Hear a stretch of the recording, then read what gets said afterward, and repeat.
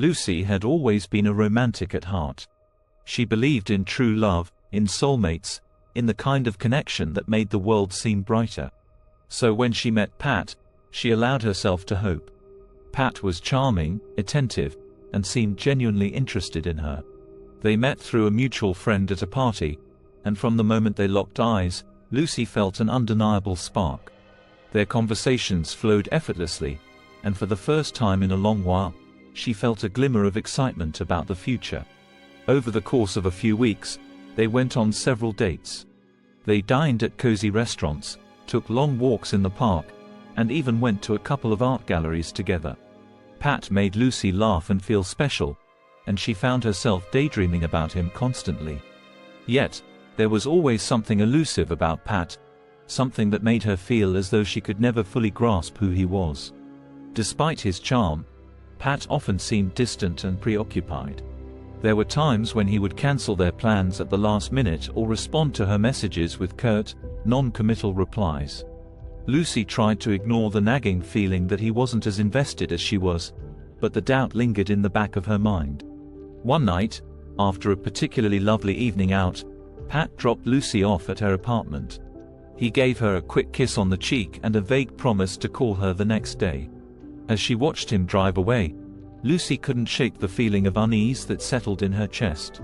She told herself that he was just busy with work or dealing with personal issues, but deep down, she knew something was off. Meanwhile, as Pat drove home, he found himself lost in thought. He liked Lucy well enough, but he wasn't sure he was ready for a serious relationship. He enjoyed the thrill of the chase and the attention, but he struggled with the idea of being emotionally vulnerable. As he wrestled with his conflicting feelings, he noticed something in the middle of the road. At first, it looked like a person, hunched over and unmoving. Pat's heart leaped into his throat, and he swerved to avoid hitting it, nearly crashing his car in the process. He managed to stop just in time, his hands trembling on the steering wheel.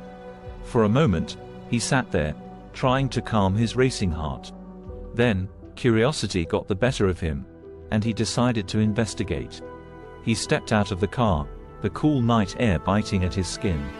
The road was eerily quiet, and the only sound was the distant rustle of leaves in the wind. Pat walked cautiously towards the figure, his pulse pounding in his ears. As he drew closer, he realized that it was not a person, but something far more grotesque. The creature stood hunched and motionless, its skin hanging in loose folds, hairless and nude. Its eyes were deep, sunken voids, black as the night itself. It had two small holes for a nose, and its mouth was a gruesome display of long, sharp teeth. Its fingers were bony and elongated, ending in claws stained with dried blood. The sight of it was enough to freeze Pat in his tracks. He opened his mouth to scream, but no sound came out. The creature slowly turned to face him, an eerie grin spreading across its face. Pat could feel its pungent breath, smelling of rotting flesh, washing over him. The creature's eyes, or lack thereof, seemed to bore into his soul. With a sudden, terrifying swiftness, the creature lunged at Pat. Its claws found his eyes, and with a sickening squelch, it plucked them out. Pain exploded in Pat's head, and he fell to the ground, writhing in agony. He could feel the warm blood streaming down his face, and his world went dark. As he lay there, blinded and helpless, the creature leaned in close. Its breath was hot and putrid against his skin. In a bone-chilling, raspy voice, it asked, "Do you feel something now?" With that, the creature disappeared into the woods, leaving Pat screaming in the middle of the road. His cries echoed through the night, but there was no one around to hear them. He stumbled blindly, his hands outstretched in front of him, until a passing motorist finally found him and called for help. Pat was taken to the hospital, but no one believed his story about the creature. The doctors attributed his injuries to a wild animal attack, and his account of the events was dismissed as the ravings of a traumatized mind. Eventually, Pat was checked into a mental institution, where he was diagnosed with severe paranoia and delusions. Every night, as he lay in his sterile room, he could hear the creature's feral hiss in the stillness.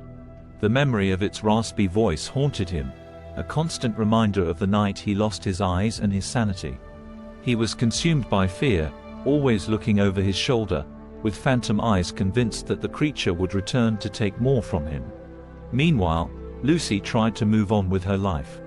She was heartbroken when Pat suddenly disappeared, and when she heard the news about his accident, she was devastated. She visited him in the hospital and later in the mental institution, but he was no longer the man she had fallen for. His eyes, once full of warmth and mischief, were now empty and hollow. He barely recognized her, and when he did, it was with a look of pure terror. Lucy couldn't understand what had happened to Pat, but she knew that something terrible had changed him. She tried to piece together the fragments of his story, but it was like trying to solve a puzzle with missing pieces. The more she learned, the more she realized that the man she thought she knew had been hiding a darkness she could never comprehend. In the end, Lucy had to accept that Pat was lost to her forever. She tried to move on, but the memory of him lingered like a ghost, a reminder of the fragility of human connection. She would often find herself staring out the window, lost in thought, wondering what had really happened to him that night. As for Pat, he remained in the institution, a shell of his former self for the rest of his life. He spent his days in a fog of medication and therapy, but nothing could erase the memory of the creature. He was haunted by its image, its voice, and the feeling of its claws ripping into his flesh. He knew that no matter how much time passed, he would never escape the terror that had been unleashed upon him. And so, the creature remained a dark legend, a whisper in the wind, a shadow in the night. As Pat lay in the sterile confines of his cell, haunted by the echo of his own screams, a chilling whisper seemed to seep through the walls, "Beware the eyeball snatcher, for those who toy with hearts may one day see their own darkness returned."